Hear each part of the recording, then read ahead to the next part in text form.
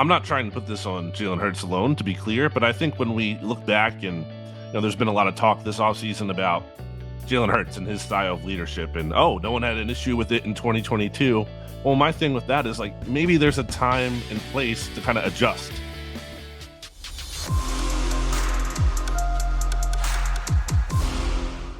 The season. Let's go to our friend Brandon Lee Gowton from Bleeding Green Nation joining us now.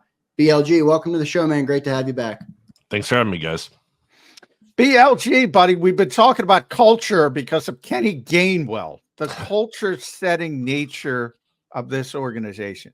Now, from my perspective, it's like, to me, it's just winning and losing. I hate to boil it down like that.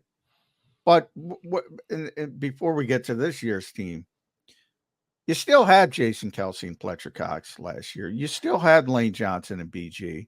Who's got better leadership than the Philadelphia Eagles last year, even through the collapse on the field, in the locker room? Who's got better leadership? Why does that change? Other than they started losing confidence, from my perspective. Does that really have anything to do with the culture? I think it's relevant. I generally agree with you, John. I think sometimes we use culture hand in hand with winning and losing. And usually, for the most part, I think winning does cure all. But that wasn't the case last year because they were 10-1. And, there was those quotes out there about how they were like the most miserable 10-1 team. And you saw it. They weren't happy when they were winning games by the skin of their teeth. So I think last year kind of was an exception in that regard. And really, I think Nick Sirianni, and he loves to tout his core values. I think something that he was doing a really good job of prior to last year was kind of having, that connect element and having the culture right and players seemingly having fun. You could just see it. I think, obviously before last year, it looked like the players looked like they liked being there and they were having fun. And last year, even when they were winning, that same element was just not there. It looked like BLT, I'm glad you brought that up. Because you're right, they were miserable. But that, to me, all circles back to the expectations. Sure. The expectations were so enormous that they were like, they won, and everybody was miserable. Mm-hmm. But I don't think it goes to, these guys all of a sudden became, I don't know, whether you want to call it worse leaders or they weren't as invested, or they all of a sudden stopped trying to ingratiate the Kenny Gainwells of the world. That kind of stuff I don't get. I don't get that little sort of window, because they were miserable, but that was expectations. I'm not trying to put this on Jalen Hurts alone, to be clear, but I think when we look back and, there's been a lot of talk this offseason about Jalen Hurts and his style of leadership and, no one had an issue with it in 2022. Well, my thing with that is like, maybe there's a time and place to kind of adjust. And maybe I think Jalen Hurts' tone in 2022 worked really well because they were a team having a lot of fun and they were good. But I think he was kind of trying to keep everyone grounded at the same time, saying, hey, we left money on the table. We still have a long way to go. I think last year, maybe it was a time to not be like, hey, still money on the table, when things were kind of miserable, and maybe it kind of needed an element of levity at some point, and not so serious and not so rigid. And I think the Eagles themselves kind of stressed that, at least some of the reporting we saw. They wanted Jalen Hurts to have fun, at the Pro Bowl, and looked like he was enjoying himself. So, I think there was, again, I'm not putting it on Hurts alone, but I do think collectively there were times last year, and obviously the expectations were part of that in terms of maybe why they weren't able to be so loose. But I don't think they were always as loose as they probably could have been and should have been. BLG, how much do you put on the coaching staff part of it? I mean, they made the move to fire Desai. They were like 10-3 at the time. They went through a tough gauntlet of games. That might have fractured the locker room. Then you bring in Matt Patricia to call plays. I think that's part of it. But how much do you put on the coaches versus the players? I pointed out to John that the players looked lethargic. NFL Network replayed the wild card loss yesterday, and I begrudgingly sat through the whole thing, watched it. It was miserable, but I did it, and they really looked lifeless. But I do think there could be some said about the coaches, and even Kenny Gainwell made a reference to kind of the whole upstairs part of the organization. I don't know how much that's at play, but potentially, I think it's something worth listening to. And Kenny, a guy who's inside the locker room, says it. Or our friend Bo Wolf references this a lot when, they were, I think, interviewing Fletcher Cox at one point during the season. It was actually right before the defensive coordinator change. And Fletcher Cox said something to the effect of, we look to the coaches and how they go, we go, in terms of like, if they're panicking, then we're going to panic. And I think where the Eagles season really went wrong was when they just made an unforced error of changing their defensive coordinator. And I was frustrated at that time because I feel like I was one of the few people, even coming off the loss to the Cowboys, saying, hey, this is okay. They lost to the 49ers and the Cowboys. They don't need to panic. Are these bad losses? Absolutely. But now is not the time to panic. They were in a rough stretch there in terms of they're playing on short rest. And, they played an unusual amount of snaps. The overtime game, too, with the Bills. People were tired.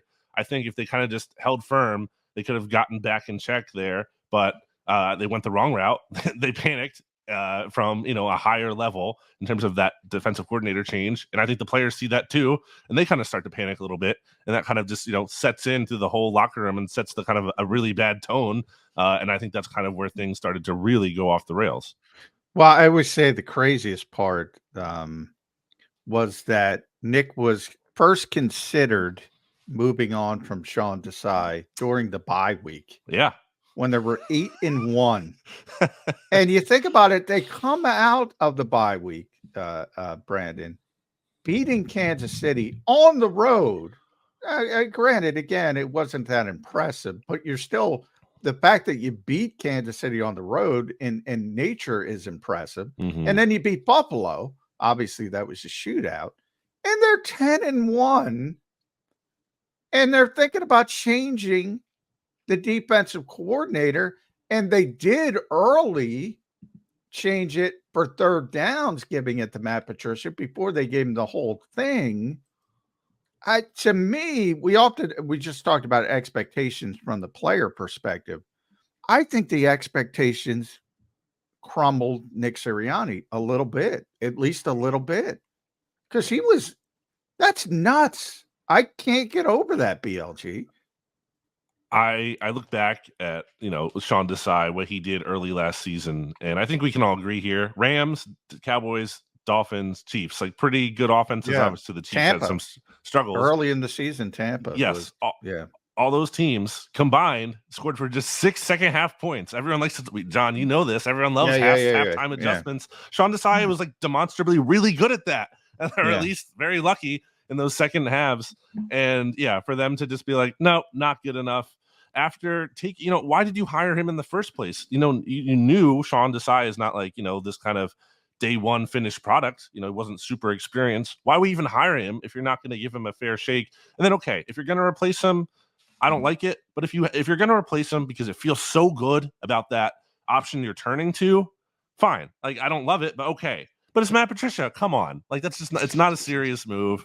Hiring him no one was on board with that. No one thought that was a good idea, a great idea. God. So, that's just not something unserious is the word that I feel like is the perfect word to describe that. Yeah, the option they went to. I mean, that's a good point. I mean, it's one thing if you're going to a great, but he was a guy that was highly criticized before. He was highly criticized by really your leader of the defense in Darius Slay.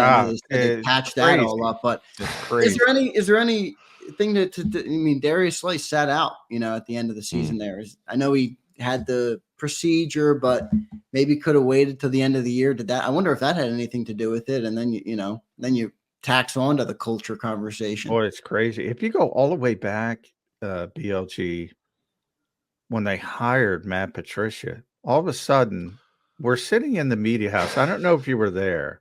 I wasn't there, but I remember this day. Yeah. Yeah. We're sitting there, and all of a sudden he pops up on the website, the Eagles website, because, the Eagles like to break everything on Twitter, X nowadays. And we just happen to be looking at something, and all of a sudden there's Matt Patricia. And I immediately text one of the Eagles PR people that Brandon knows. And I said, Patricia, Bishop, confirm? And he's like, what do you mean? I'm like, he's on the website. They didn't know. They didn't want to. Yep. It was just the weirdest thing. And I didn't think much of it at the time other than intern, whatever, probably jumped the gun. and they were still working out the deal. But boy, in hindsight, it's like that was such a weird hire, because of Slay, because of their history. Right. It's just crazy. But Howie and Jeffrey, for people that don't know, love Robert Kraft, love the Patriots organization, love Bill Belichick, wanted to hire Josh McDaniels. Well, Howie did.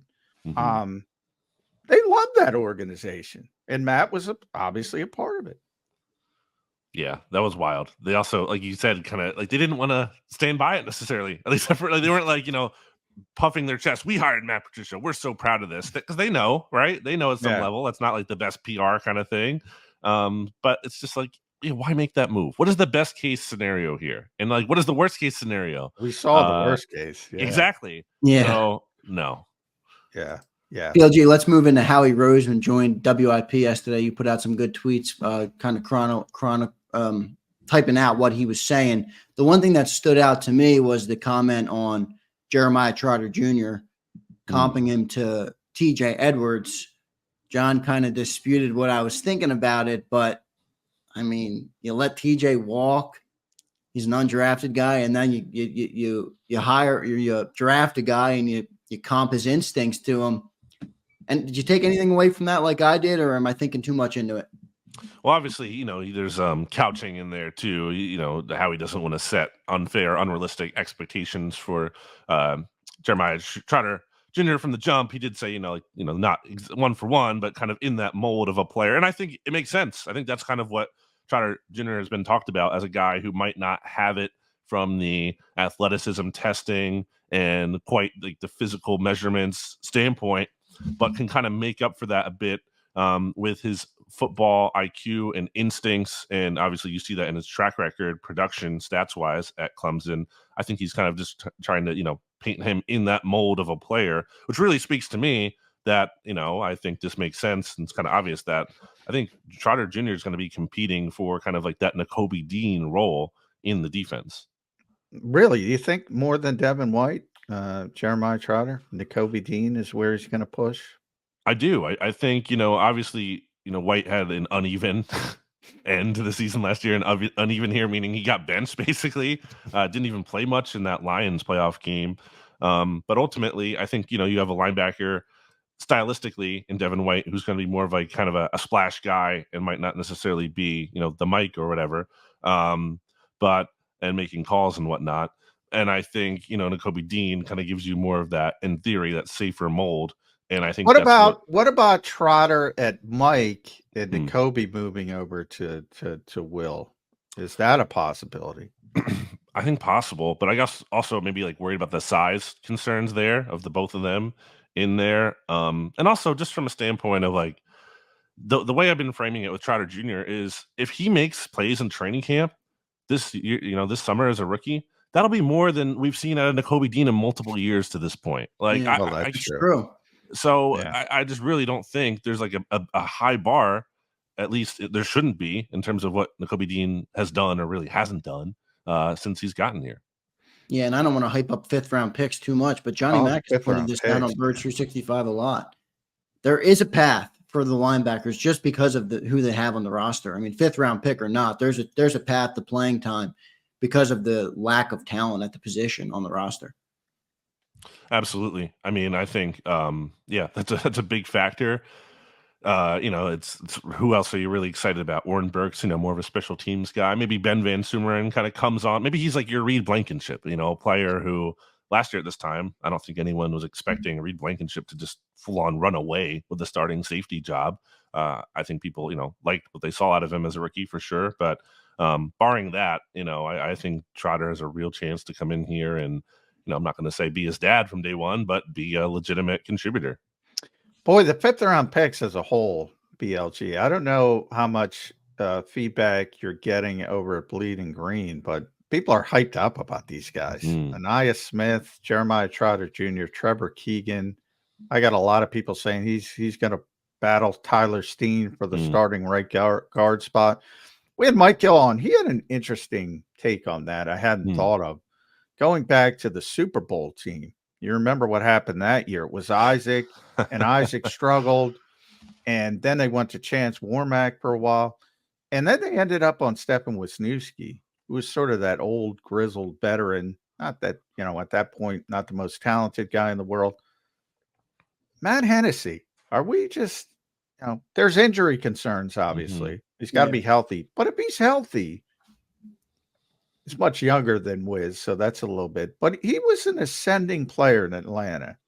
I mean, is there he might be their best option at right guard after not being able to get sort of that thread the needle in the draft with somebody who could start at right guard, eventually move out to tackle.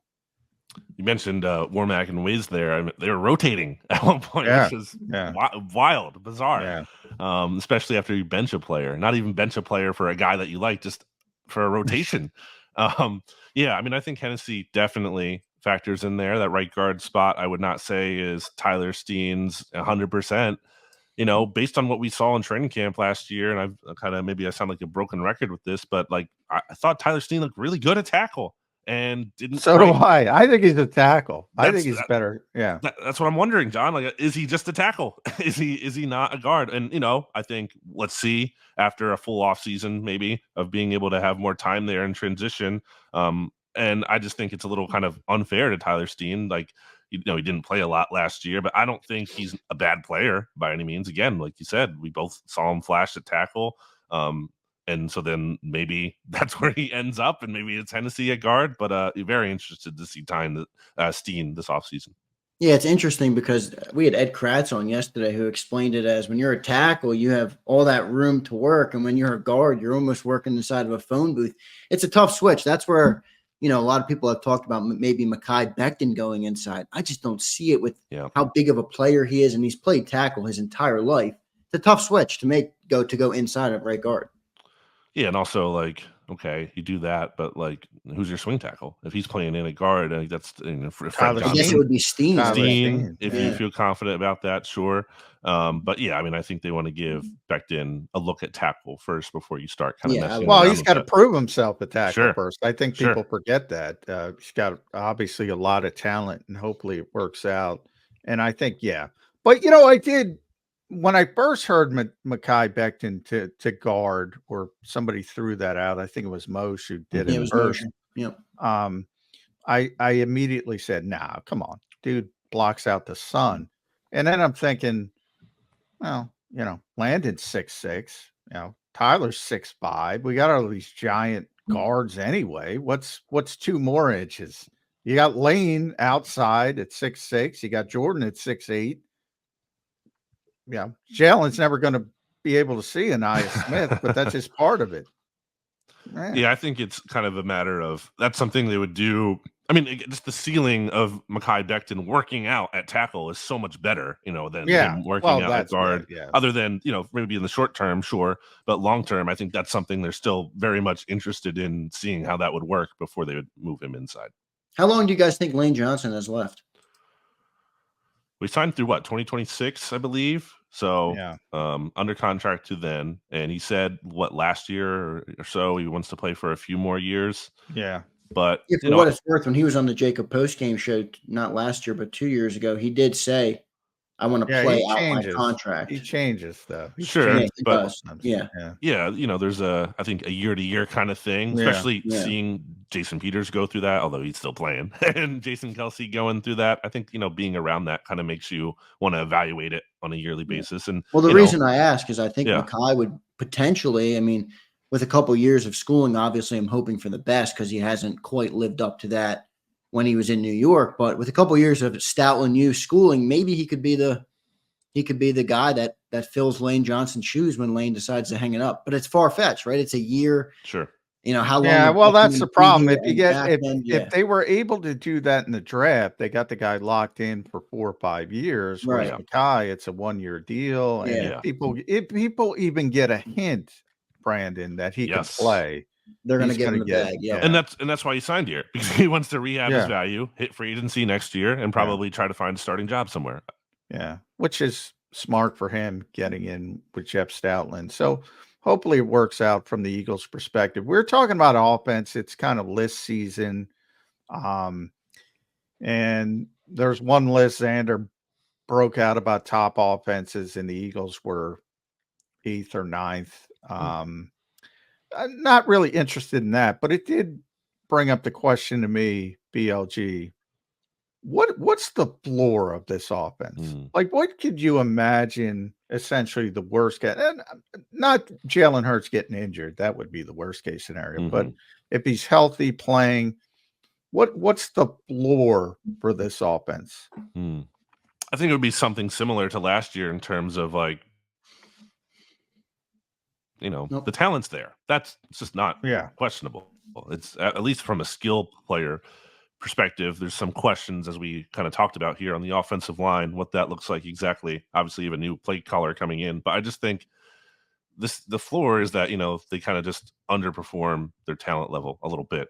Where I think the ceiling is sky high, because if they can get this to click, and we see Hurts that looks a little bit more like the 2022 version of him than the 2023 version, that's obviously high. But yeah, I think the floor is similar to what we saw last year, just kind of frustrating, not maximizing what you have.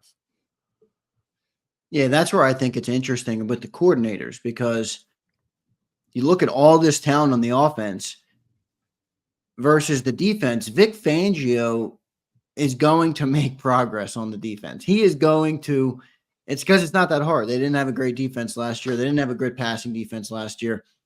But Kellen, he's coming in here. Fans are expecting a much more high-powered offense than they had last year. And they were – what were they, John, 8th? Yeah, 8th overall. Yeah. That's tough. It's tough to go up from 8th to top 5 when you got teams like the Niners and the Lions and the Cowboys, who are in front of you. It's tough to make that jump. And I think that, John, you always talk about this, how expectations are tough. The expectations might be really high for that offense, which could bring some pressure on Kellen Moore. I mean, setting it from the Eagles standard, their expectations are very high because they pay all those guys. They should be high and have high expectations. Exactly. Yeah, exactly. The coaching staff, it can't be the same situation where, okay, we're not getting the most out of what we have. They have to, and that's my, kind of my big contention with Sirianni as a whole. Like, at a very simple level, I think the best coaches get more out of less. And I don't think we've really seen evidence of him doing that. And now, obviously you bring in a new play caller. A lot of that's on Kellen Moore, but also at a very, high level, it's also on him. Well, let's talk about Nick. An old friend just tweeted something funny. He was tweeting about Kenny Gainwell shedding light on the team's internal struggles. And our buddy Eitan Shander said the head coach was an absolute bozo and lost control of everything. Is the head coach is this a head coach thing? Is this all of this? I mean, Randy Mueller, because I was defending Nick down the stretch last season. I thought it was insane. I say it all the time. When I was flying down to Tampa, I said, no way this guy's getting fired. That's absurd. And then they played the game, and I was like, all right, maybe he's getting fired. I mean, that was freaking embarrassing, as one of the Eagles execs said.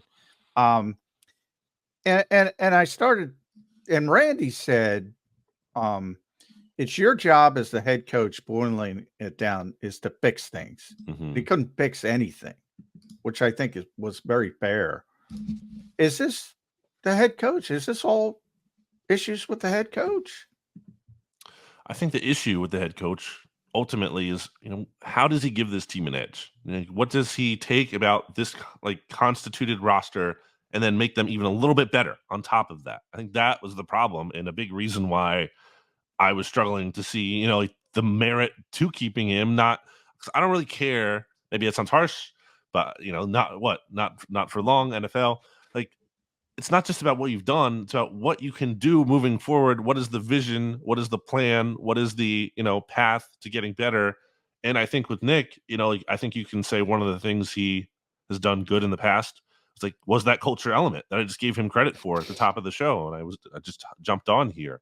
And that kind of went to heck last year, by the end of last year. So I don't know what he is really bringing. And that was like kind of my biggest challenge to the people defending him. Like what, and not just in a way where I'm saying I'm genuinely want to know what we think Nick Sirianni brings to the table that gives his team an edge over other teams.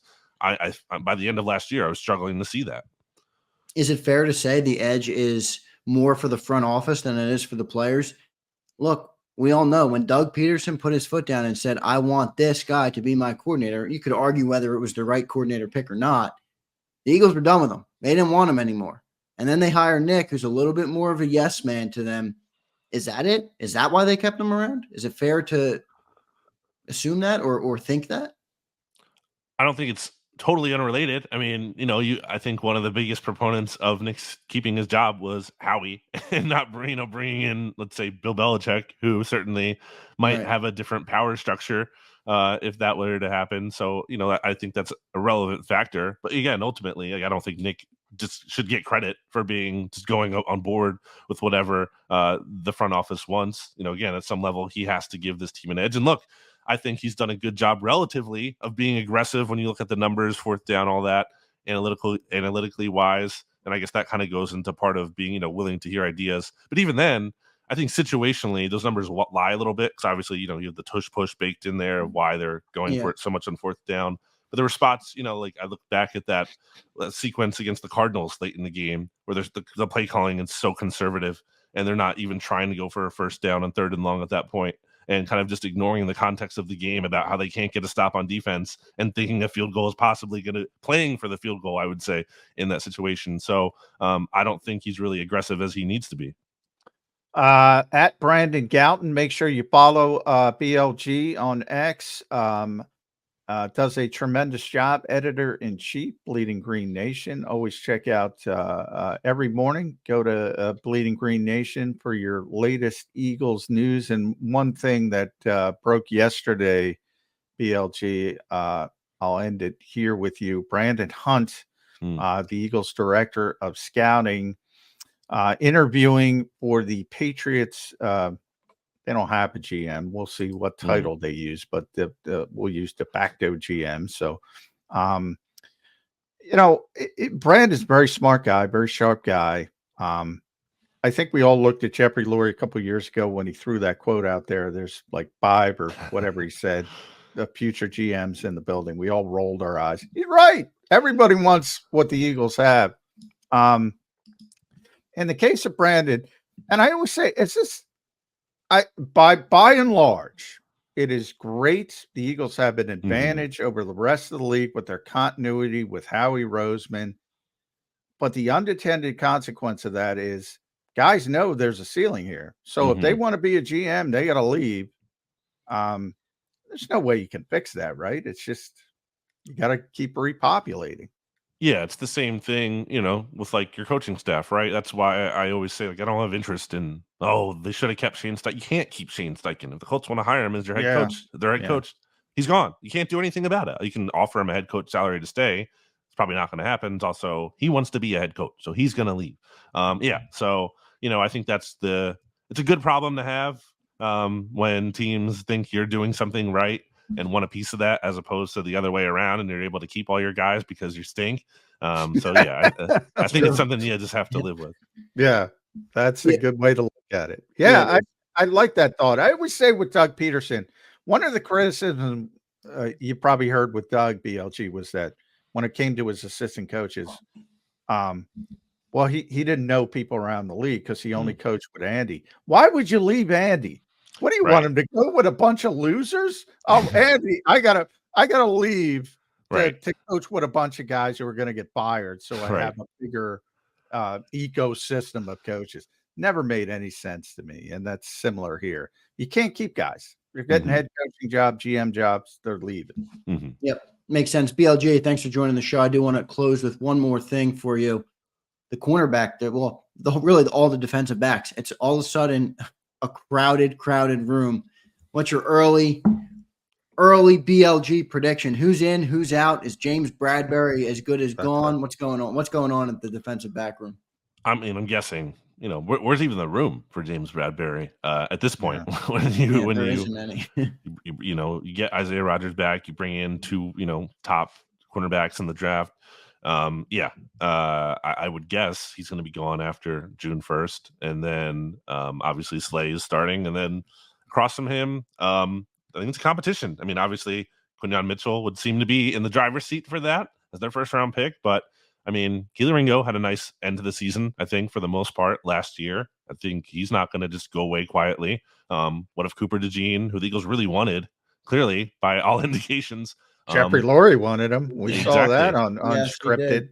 I know, Mitchell was drafted higher than him, but if DeJean balls out in training camp, well, I mean, he's going to make a case for that job. So I don't think by any means anyone across from Darius Slay has it locked down just yet. Yeah, we'll see how it all shakes out. That'll be, that's one of the interesting spots I think everybody will be keeping their eye on heading into training camp. BLG, thanks for joining the show, man. You're great stuff as always. Thanks, guys. Yep. Thanks, Brandon. There's BLG joining Birds 365. Another good episode today. Just about in the rearview mirror. May 8th edition, Wednesday edition of Birds 365. Let me get our like count real quick. I want to remind everybody. 140. Let's get 10 more likes before we end the show. We'll get to that 150 number. Pretty good stuff. Pretty good stuff from both Mike Gill in hour 1 and as you just saw, BLG in hour 2. A little feisty today. A feisty show today, debating the culture and everything. So it's all good, but good to have the conversation. Good to break it all down. Johnny Mack and I will come back. We'll put a wrap on this Wednesday edition of Birds 365 and preview what comes next. What's up next on Thursday's edition and Friday's edition of Birds 365. Thanks, everybody, for tuning in. Stay tuned, and we'll wrap up the show next. If you missed any of today's show on the JAKIB Media channel, listen to the podcast on your way home. Available on YouTube, Apple, and Spotify.